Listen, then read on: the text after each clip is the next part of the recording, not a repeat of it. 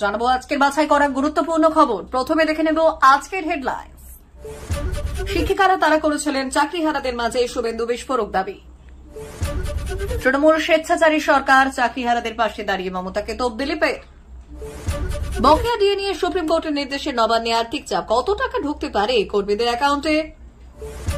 মমতার 3টি এজেন্ডা, সাংবাদিক বৈঠকে বড় তথ্য ফাঁস শুভেন্দুর, জেনে নিন। দিল্লিতে বড় ধাক্কা খেল এএপি, ইস্তফা 15 জন কাউন্সিলরের, দল গঠনেরও ঘোষণা। ডিএ রায়ের সরকারের ধাক্কা, আন্দোলনে লাঠি, দিলীপের তীব্র কটাক্ষ। সুপ্রিম রায় খুশি সরকারি কর্মচারীরা, রাজ্য অপেক্ষা করছে লিখিত নির্দেশের। হামলা হবে তাজ হোটেল মুম্বাই বিমানবন্দরে, হুমকি চিঠিতে দাবি আফজল গুরুর সঙ্গে অন্যায় হয়েছে। সেনাদের সম্মান জানাতে রাজ্য জুড়ে সেনা সম্মান এবং শহীদ তর্পণ কর্মসূচি তৃণমূলের।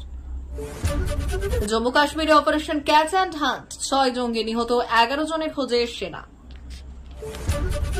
প্রিয়তর বিস্ফোরক দাবি।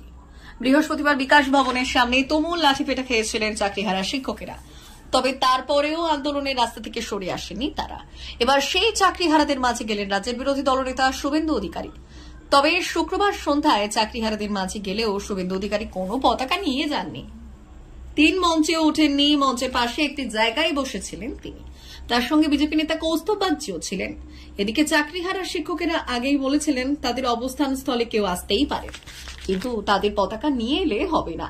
তবে শুভেন্দু অধিকারী আগেই বলেছিলেন তাদের যে আন্দোলন অবস্থানে অংশ নেওয়া বা বক্তব্য, এই যে তৃণমূলের গুন্ডারা এসেছেন তাদের সামনে দাঁড়িয়ে যাওয়াটা, সেই সুযোগটা নেই, কারণ তারা প্রথম থেকে বলেছে এটা অরাজনৈতিক আন্দোলন। ভারতীয় জনতা পার্টি এই আন্দোলনে আছে। যোগ্যদের পক্ষে আমরা। অভিজিৎ গাঙ্গুলি সেই রায় যদি অহংকারী মমতা বন্দ্যোপাধ্যায় মেনে নিতেন, তবে আজ শিক্ষকদের রাস্তায় নামতে হতো না। অভিজিৎ গাঙ্গুলির 7,000 জনকে চিহ্নিত করে দিয়েছিলেন রাজ্য সরকার। কোটি কোটি টাকা খরচ করেছে সুপ্রিম কোর্টে, আর সেই টাকায় হাসপাতাল স্কুল করা যেত। দায়িত্ব একজনই, তিনি মমতা বন্দ্যোপাধ্যায়। 26-এ একজনকে বাতিল করুন, তাহলেই সব সমস্যার সমাধান হবে। তৃণমূল স্বেচ্ছাচারী সরকার চাকরিহারাদের পাশে দাঁড়িয়ে মমতাকে তোপ দিলীপের। টানা অবস্থানের পর এবার 7 দফা দাবিতে বিকাশ ভবন ঘেরাও অভিযান।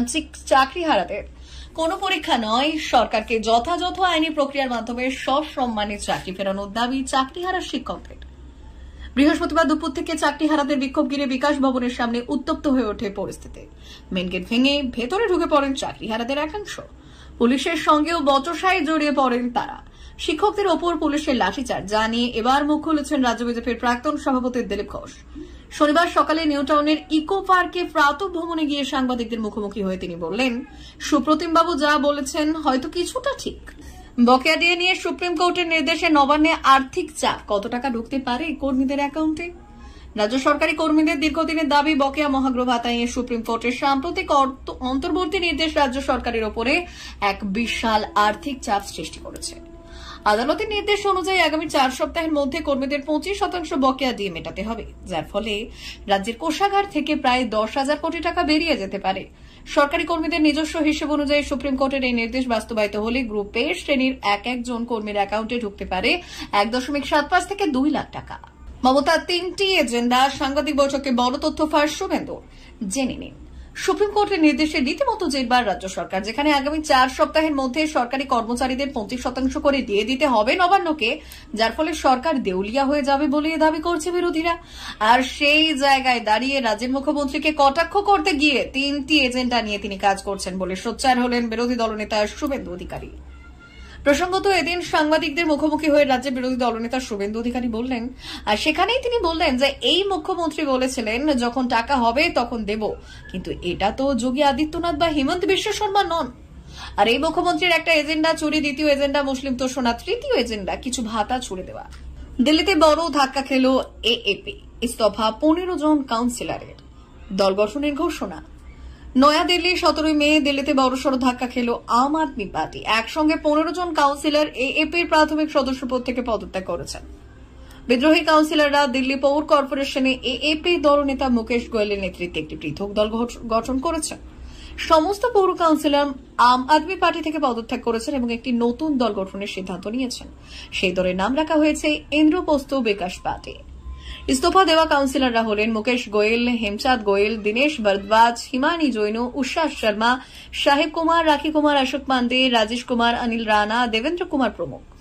ডি রায়ের সরকারের ঢাকা আন্দোলনের লাঠি দিলীপের তীব্র কটাক্ষ।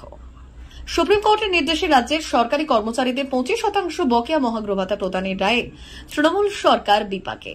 শুক্রবারের এই রায়ের পর রাজ্য সরকারের আর্থিক সংকট প্রকাশ্যে। এর মধ্যে চাকরিহারা আন্দোলনকারীদের ওপর পুলিশের লাঠিচার্জ ও হামলার ঘটনার সরকারের সমালোচনাকে আরও উস্কে দিয়েছে। শনিবার এই দুই ইস্যুতে মমতা সরকারকে তীব্র আক্রমণ করেন বিজেপি নেতা দিলীপ ঘোষ। তিনি বললেন, সরকার আদালতের নির্দেশ বারবার অমান্য করেছে, টাকা নেই বলে নিজের কর্মচারীদের ভরণ পোষণ করতে পারে না। এমন সরকার কি ক্ষমতায় থাকার যোগ্য? তিনি জনগণকে প্রশ্ন ছুড়ে দেন, আলাদা আন্দোলন করে অধিকার আদায় করবেন নাকি সরকার বদলাবেন? সুপ্রিম রায়ে খুশি সরকারি কর্মচারীরা, রাজ্য অপেক্ষা করছে লিখিত নির্দেশের। রাজ্য সরকারি কর্মচারীদের বকেয়া মহার্ঘ ভাতা নিয়ে সুপ্রিম কোর্টের অন্তর্বর্তী নির্দেশকে ঐতিহাসিক সিদ্ধান্ত আখ্যা দিয়ে স্বাগত জানিয়েছে প্রধান মামলাকারী সংগঠন সহ বাম সমর্থিত কর্মচারী সংগঠন ও রাজ্যের প্রধান বিরোধী দল বিজেপি। অন্যদিকে এই নির্দেশ নিয়ে স্পষ্ট কোনো বক্তব্য জানায়নি রাজ্য সরকার বা তৃণমূলপন্থী সরকারি কর্মচারী সংগঠন। তারা রায়ের কপি হাতে আসার অপেক্ষায় রয়েছে। প্রধান মামলাকারী কনফেডারেশন অব স্টেট গভর্নমেন্ট এমপ্লয়িজের সাধারণ সম্পাদক মলয় মুখোপাধ্যায় সংগঠনের সভাপতি শ্যামল মিত্রকে পাশে নিয়ে বললেন, ডিএ সরকারি কর্মীদের অধিকার মুখ্যমন্ত্রী মমতা বন্দ্যোপাধ্যায় সেটা অস্বীকার করেছিলেন। সুপ্রিম কোর্ট কিন্তু তার অবস্থানকে স্বীকৃতি দিল না। তিনি আরো বললেন, এর আগে কলকাতা হাইকোর্টও ডিএকে সরকারি কর্মীদের অধিকার হিসেবে স্বীকৃতি দিয়েছে। তাই সুপ্রিম কোর্টের এই অন্তর্বর্তী রায় শুধুমাত্র পশ্চিমবঙ্গের নয়, অন্যান্য রাজ্যের সরকারি কর্মীদের অধিকারকেও স্বীকৃতি দিল। একই মত পোষণ করেছে বাম সমর্থিত রাজ্য কোঅর্ডিনেশন কমিটি। সংগঠনের সাধারণ সম্পাদক বিশ্বজিৎ গুপ্ত চৌধুরী বললেন, কেন্দ্রীয় হারে ডিএ দেওয়ার জন্য বামফ্রন্ট সরকার পঞ্চম বেতন কমিশন লাগুর সময়ে রূপার 9 নম্বর সংশোধন করে স্বীকৃতি দিয়েছিল, যা বর্তমান রাজ্য সরকার অস্বীকার করেছে। আর আজ সুপ্রিম কোর্টেও তার স্বীকৃতি দিল। অন্যদিকে বিজেপি রাজ্য সভাপতি সুকান্ত মজুমদার বললেন, সুপ্রিম কোর্টের নির্দেশ কার্যকর করে শুধু 25% কেন, সব বকেয়া টাকায় মিটিয়ে দেওয়া উচিত রাজ্যের, আর এই টাকার অধিকার সরকারি কর্মচারীদের। হামলা হবে তাজ হোটেল মুম্বাই বিমানবন্দরে, হুমকি চিঠিতে দাবি আফজল গুরুর সঙ্গে অন্যায় হয়েছে। বোমা মেরে উড়িয়ে দেওয়া হবে তাজ হোটেল এবং মুম্বাইয়ের শিবাজী মহারাজ আন্তর্জাতিক বিমানবন্দর। এমনই হুমকি ইমেল পেয়ে নড়ে চড়ে বসল মুম্বাই পুলিশ। শনিবার সকাল থেকে বিমানবন্দর থেকে তাজ হোটেল সর্বত্র নিরাপত্তার কড়াকড়ি শুরু হয়েছে। মুম্বাই পুলিশ জানিয়েছে, মুম্বাই বিমানবন্দর পুলিশের ইমেল আইডিতে হুমকি দিয়ে একটি মেল করেছে। তাতে বলা হয়েছে আফজল গুরুর সঙ্গে অন্যায় হয়েছে, এই জন্য হামলা হবে তাজ হোটেল এবং মুম্বাই বিমানবন্দরে। প্রসঙ্গত 2001 সালে সাংসদে হামলা দোষী সাব্যস্ত আফজলের ফাঁসি হয় 2013 সালের ফেব্রুয়ারিতে। অন্যদিকে 2008 সালের 26শে নভেম্বর তাজ হোটেলে হামলা চালিয়েছিল জঙ্গিরা। পাকিস্তান থেকে জলপথে ঢুকে কয়েকজন মুম্বাইয়ে 10টির বেশি ধারাবাহিক হামলা চালিয়েছিল। 26/11 ঘটনায় 164 জন নিহত এবং কমপক্ষে 308 জন আহত হন। প্রায় 12 ঘন্টা ধরে তাজ প্যালেস হোটেলের মধ্যে তাণ্ডব চালিয়েছিল 4 সঙ্গী। এনএসজি কমান্ডোরা ময়দানে নামার আগে পণবন্দী হয়েছিলেন হোটেলে উপস্থিত সকলে। মুম্বাই পুলিশ সূত্রে খবর, এই হুমকি ইমেলকে মোটেই হালকাভাবে নিচ্ছেন না তারা। ইতিমধ্যেই তাজ হোটেলে পাঠানো হয়েছে পুলিশের কয়েকটি দলকে, নিরাপত্তা বাড়ানো হয়েছে বলা হয়েছে হোটেল কর্তৃপক্ষকে। অতিরিক্ত সতর্কতা জারি হয়েছে, পাশাপাশি বিমানবন্দরেও নিরাপত্তার কড়াকড়ি শুরু হয়েছে। তবে কে বা কারা এই ইমেল পাঠিয়েছে তা এখনো উদ্ধার করতে পারেনি পুলিশ। কোন সন্দেহজনক জিনিসও উদ্ধার হয়নি। অভিযুক্তদের খোঁজ শুরু হয়েছে বলে জানিয়েছে মুম্বাই পুলিশের এক কর্তা। সেনাদের সম্মান জানাতে রাজ্য জুড়ে সেনা সম্মান এবং শহীদ তর্পণ কর্মসূচি তৃণমূলের। ভারতীয় সেনাকে সম্মান জানাতে শনিবার এবং রবিবার রাজ্য জুড়ে সেনা সম্মান এবং শহীদ তর্পণ কর্মসূচির ডাক দিয়েছে তৃণমূল। দুপুর 3টা থেকে বিকেল 5টা পর্যন্ত কলকাতা সহ রাজ্যের সর্বত্র এই কর্মসূচির আয়োজন করা হয়েছে। রাজ্যের প্রতিটি জেলায় ব্লকে ব্লকে মিছিল করা হবে বলে জানানো হয়েছে। অপারেশন সিন্দুর মাধ্যমে দেশের নিরাপত্তা সুনিশ্চিত করেছে ভারতীয় সেনা। সেনার সেই বীরগাথাকে সব রাজনৈতিক দল স্যালুট জানিয়েছে। তৃণমূল কংগ্রেসও ভারতীয় সেনাকে বিশেষ সম্মান দিতে উদ্যোগী হয়েছে। শনিবার রবিবার টানা 2 দিন রাজ্য জুড়ে সেনা সম্মান এবং শহীদ তর্পণ কর্মসূচি করার ডাক দেওয়া হয়েছে।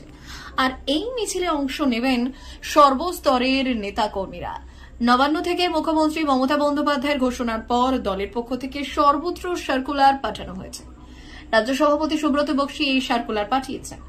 জানানো হয়েছে জাতীয়তাবাদী মিছিলের সঙ্গে কোন রকম রাজনৈতিক বক্তব্যকে বাদ দিয়ে জাতীয়তাবাদী ও সেনাবাহিনীর প্রতি কৃতজ্ঞতামূলক বক্তব্য রাখার কথা বলা হয়েছে।